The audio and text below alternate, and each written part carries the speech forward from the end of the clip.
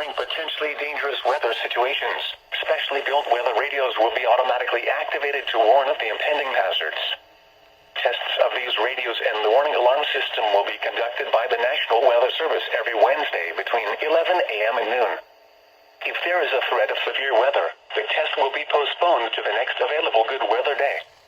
Reception of this broadcast and the warning alarm will vary at any given location.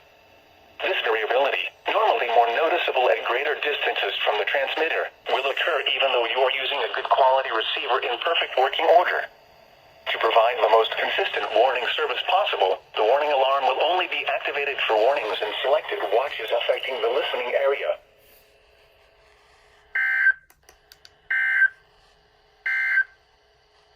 This hazardous weather outlook is for the Maryland portion of the Chesapeake Bay, tidal Potomac River, and I-95 corridor through central Maryland, northern Virginia, and District of Columbia. Day 1, today and tonight. No hazardous weather is expected at this time. Days 2 through 7, Thursday through Tuesday. No hazardous weather is expected at this time. Spotter information statement. Spotter activation is not expected at this time. Now, this marine forecast for the northern Chesapeake Bay